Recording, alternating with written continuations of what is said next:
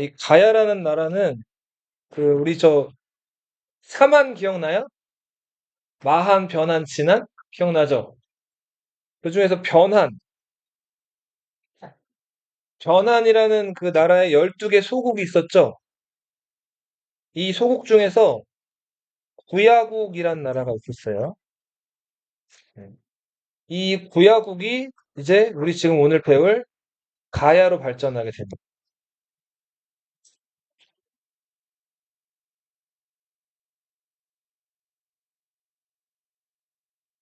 네. 이 가야는 건국 신화 얘기를 좀 할게요. 네. 경상남도에 그 김해라는 동네가 있어요. 김해 들어봤어요? 김해 김씨 들어봤죠? 네. 이 김해에 그 아홉 임금님이 살고 있었는데 그 아홉 임금님을 구간이라고 불렀어요. 말이 간 기억나죠? 간이 뭘 뜻한다고요? 임금님을 뜻해요. 예. 이 구간이 그 김해 지역을 잘 다스리고 있었는데 그 김해 가보면은 한 20m 되는 언덕이 하나 있어요. 20m면은 막 높은 그 산은 아니죠. 대모산 200m 정도인데 대모산 10분의 1이라고 보면 돼요. 그럼 좀 낮은 거죠. 한 언덕, 둔덕 정도라고 보면 되는데 그 언덕을 너희 그 거북이가 등껍질 속에서 머리 쏙 내밀면은 머리만 이렇게 나오죠. 네. 그 거북이 머리 모양이라 그래서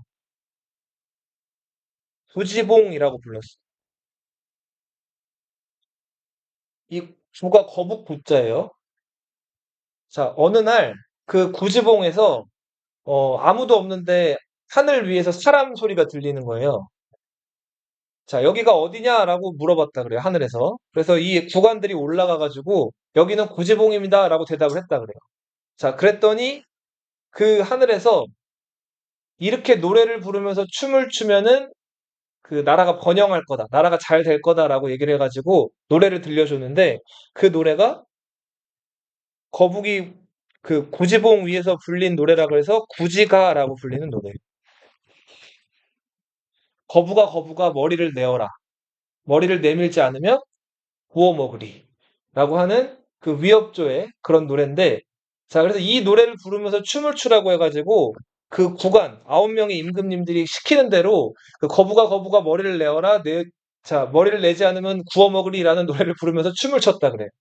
자 그랬더니 하늘에서 네, 황금색 상자가 내려왔다 그래요. 뭐 여기다 쓸게요 요게 황금 상자. 네.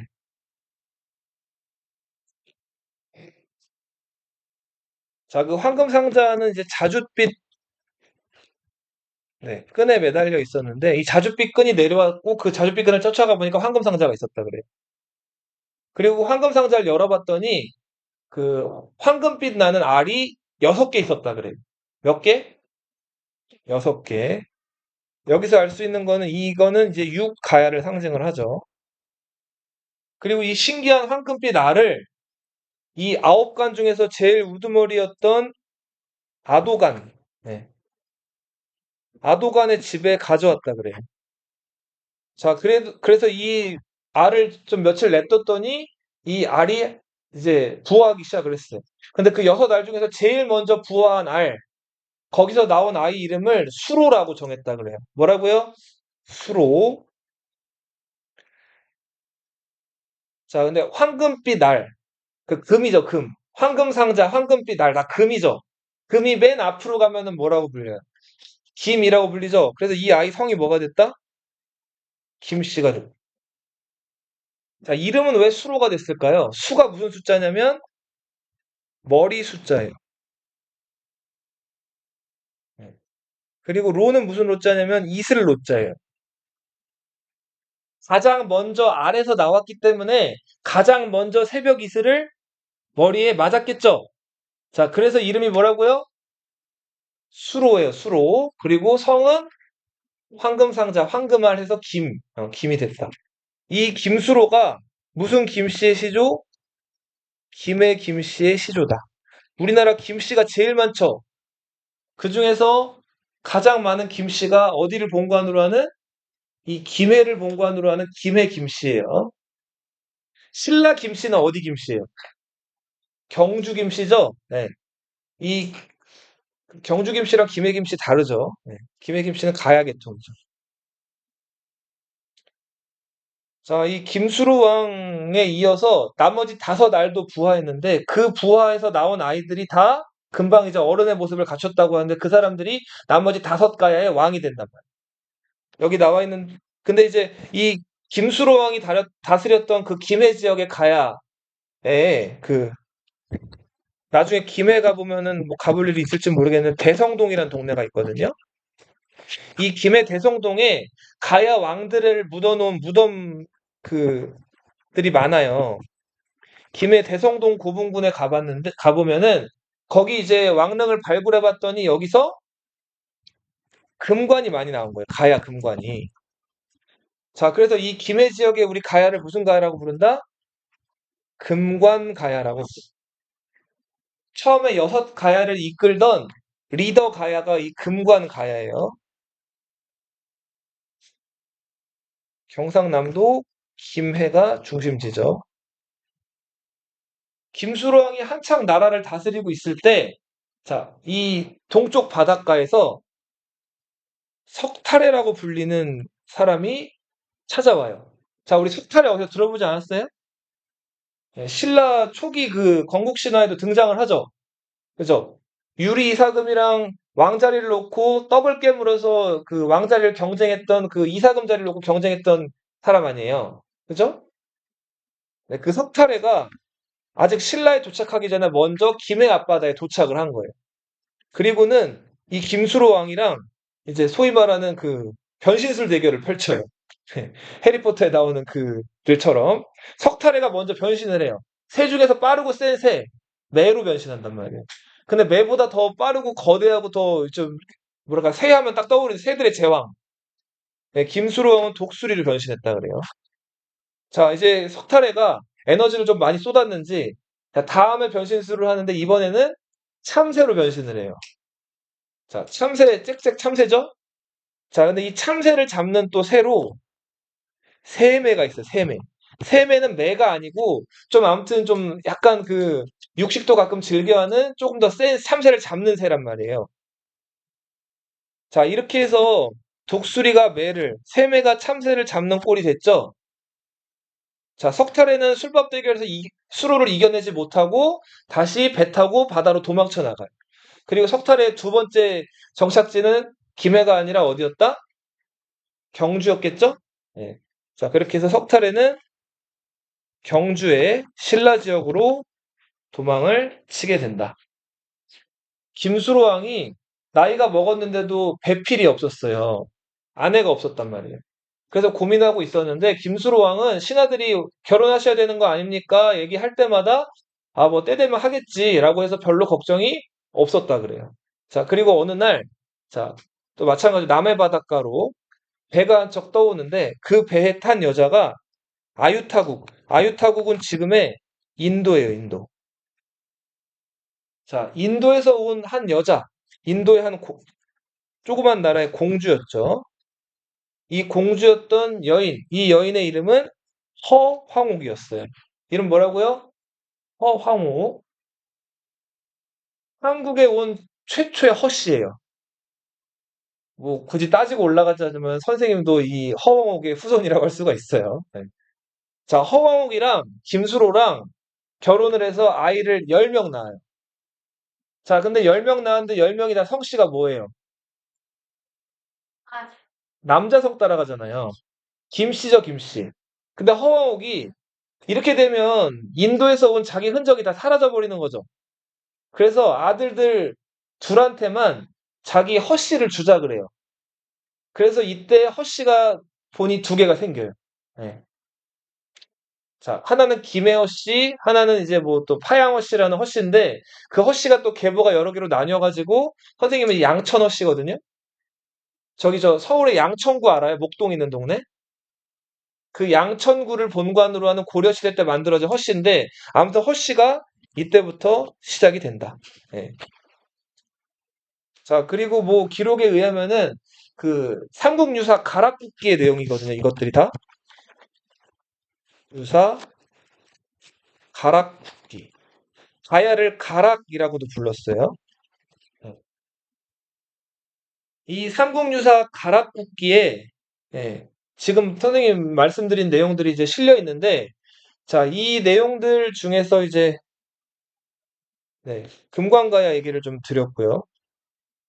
김수로 왕은 일설에 의하면은 158세까지 살았다 그래요.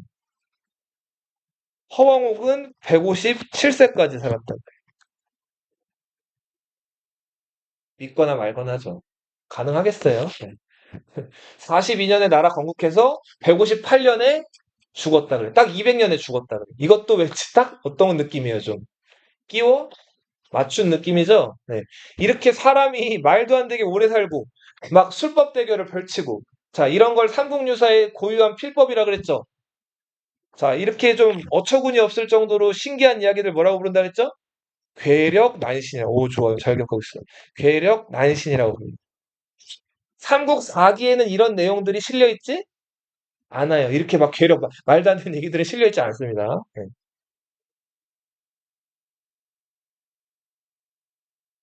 자, 그리고 대가야라는 가야도 있었죠. 자, 이 대가야의 중심지는 어딜까요? 딸기 유명한 동네, 경상북도 고령이라고 들어봤어요? 네. 자, 고령에 가보면 고령에도 대가야 왕들의 무덤을 모셔놓은 그 무덤군이 있어요. 고령 지산동이라는 동네가 있어요. 너희 나중에 가야사 학교에서도 이제 시험 보거나 하면은 분명히 고령 지산동 고분군에 대한 얘기가 나올 거예요. 자, 그 밖에도 경상북도 상주의 고령가야. 이 고령가야는 지금의 그 경상북도 고령이랑은 달라요. 고령가야, 함안의 아라가야, 함안에도 마리동이란 동네가 있거든요. 이 마리동 고분군. 성주, 참외 유명한 동네죠. 참외 유명한 성주의 성산가야. 공룡 발자국 유명한 고성이라는 동네의 소가야. 자, 이렇게 여섯 가야가 존재했다. 자, 이 여섯 가야를 이끌었던 초기 리더는 금관가야라 그랬죠? 그죠? 자, 이 금관가야가 이끌었던 초기 가야연맹을 전기가야연맹이라는. 자, 시기적으로 언제까지예요? 4세기까지죠? 자, 그런데 4세기 이후 5세기부터 가야연맹을 이끌던 리더 가야가 바뀌어요. 금관가야가 세력이 쪼그라들고 대가야가 가야연맹을 이끌게 된단 말이에요. 이 가야연맹을 후기 가야연맹이라고 불러요. 뭐라고요? 후기 가야연맹. 자, 근데 가야연맹의 맹주가 왜 바뀌었을까요? 금관가야가 뭔가 타격을 받았다는 거죠. 자, 어느 나라 공격을 받았죠? 금관가야가? 가야는 신라 백제 사이에 껴가지고 신라 백제 공격도 받은 거 맞는데 그거보다 더 강력한 타격을 받아요. 자, 우리 신라 뇌물마립관 기억나요? 뇌물왕? 뇌물왕 때 신라가 위기에 처하죠. 백제, 외, 가야 3면에서 공격을 받잖아요. 그래서 뇌물마립관이 너무 나라가 망할 위기니까 고구려한테 도와달라고 하죠. 이때 고구려 국왕이 누구죠? 광 광개토 대왕이죠. 광개토 대왕이 보병, 기명 무려 5만 명을 보내가지고 신라를 구원하러 오잖아요. 이때 신라 수도 서라벌을 포위하고 있던 왜적들만 무찌른 게 아니라 저 남쪽의 왜적들의 근거지 가야까지 내려가죠. 자, 그래서는 이 가야 지역을 쑥대밭으로 만든단 말이에요. 이때 금관가야가 고구려 공격을 받아가지고 크게 위축이 돼요.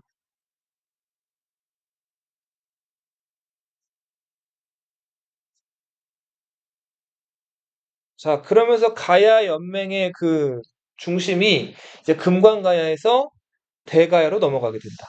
자, 근데 이거는 말 그대로 광개토 대왕은 비나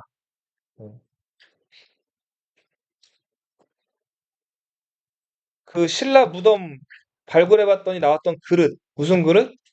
네, 여기에 써 있는 기록이고 이런 역사적 사실을 고고학적 그 시대 어떤 유물이나 이런 것들로 뒷받침해 주는 증거가 이제 있죠. 어떤 증거냐면 아까 우리 김해에 그 금관가야 중심지에 대성동 고분군이 있다 그랬죠. 4세기 전까지는 그 김해 대성동 고분군을 파보면은 거기서 철제 부장품들이 많이 나왔어요. 4세기 전까지 그 대성동 고분군 파보면은 뭐가 많이 나왔다고요? 예, 이 금관 포함해가지고 여러 철제 부장품들이 많이 나왔단 말이에요. 근데 5세기에 있는 그 대성동 고분군의 무덤들을 발굴해보면, 5세기쯤 만들어진 무덤들 발굴해보면 철제 부장품이 더 이상 안 나와요. 자, 철제 무기는 지금도 철 같은 거 만드는 게 만만치가 않죠. 저 포스코라는 그 대기업에서 아주 자기들만 가지고 있는 그 노련한 기술로 만들어내는 철이지, 이 철을 잘 재련하고 잘 녹이고 하는 게 쉽지가 않단 말이에요.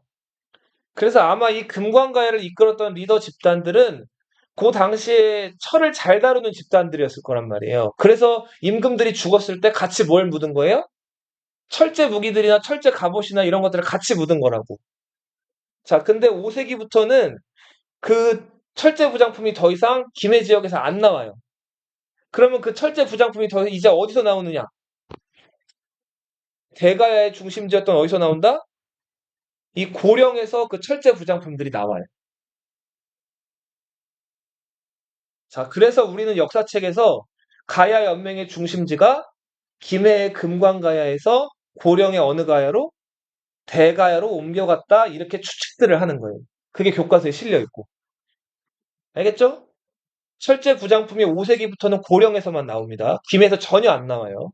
신기한 것처럼, 뭐 이렇게 막 마치 소멸된 것처럼. 네. 자, 그러다가 금관가야는 힘이 많이 빠졌죠. 결국은 멸망을 당하는데, 신라의 어느 왕한테 멸망당했어요?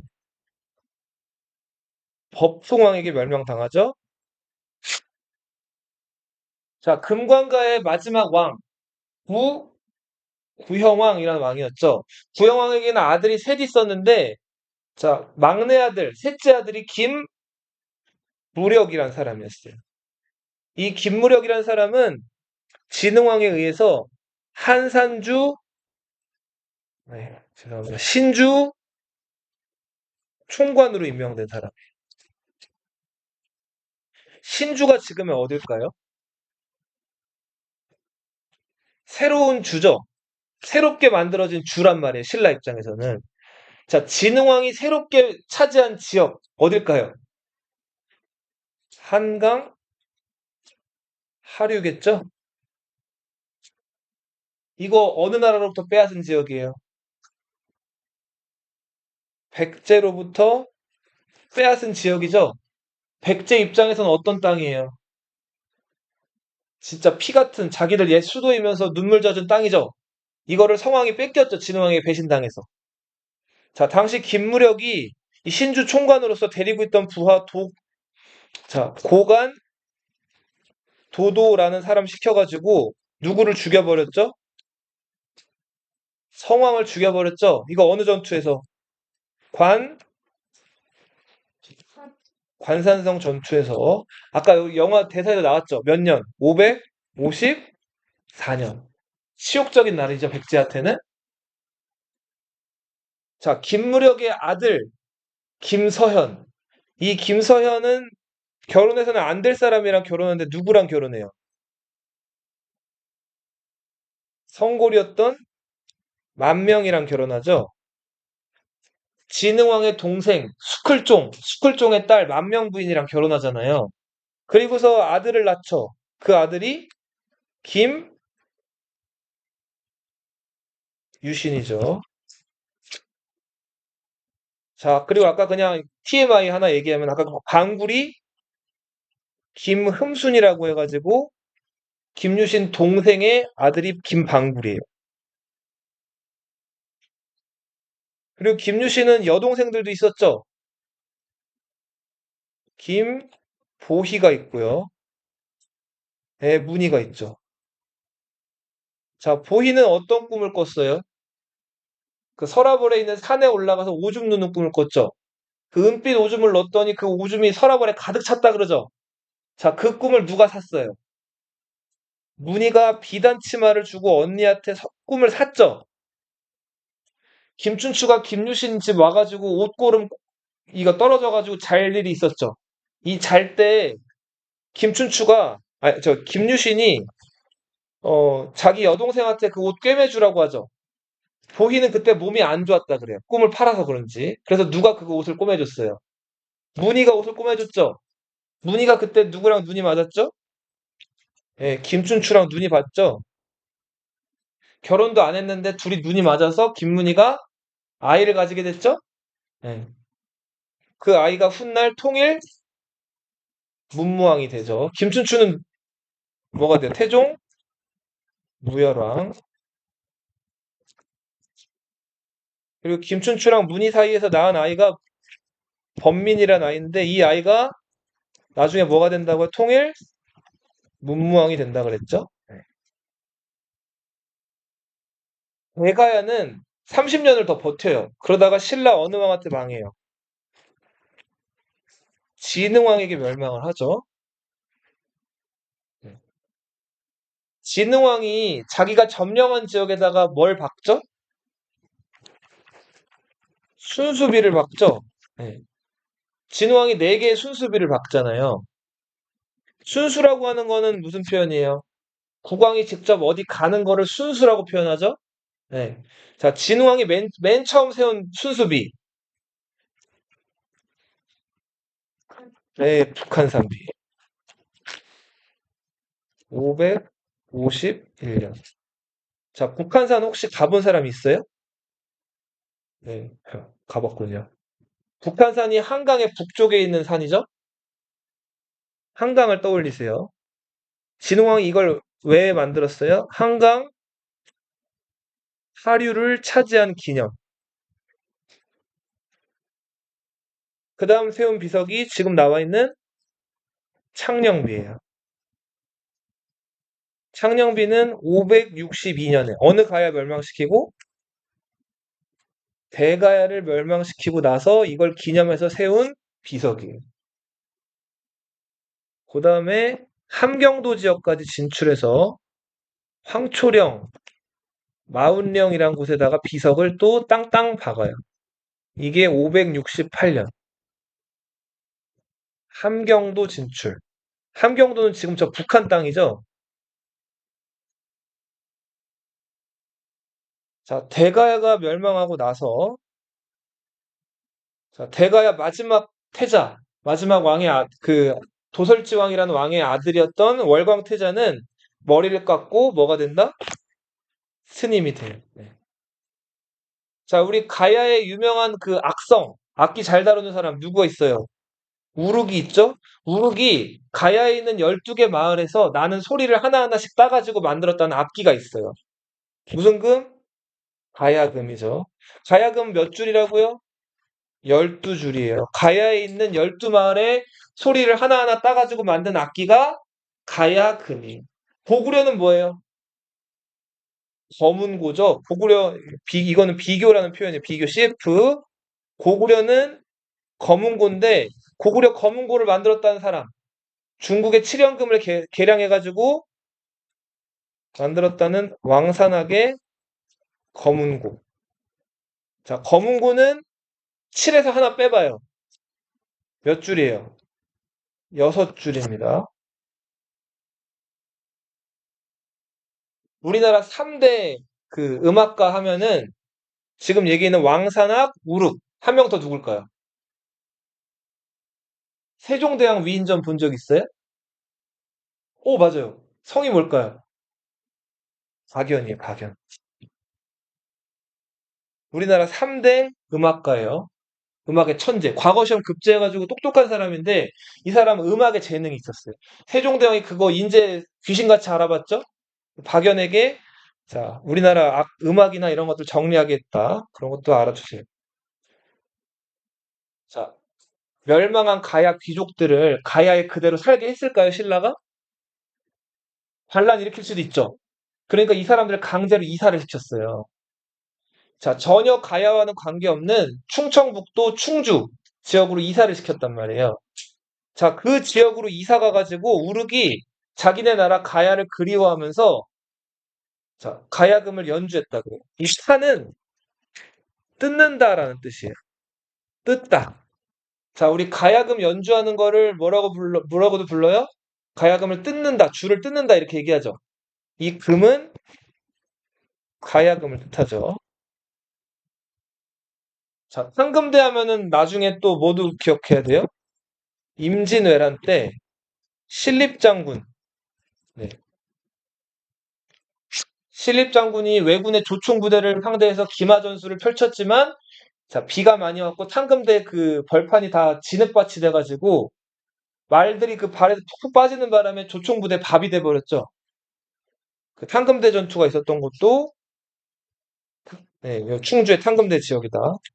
여기까지 할게요.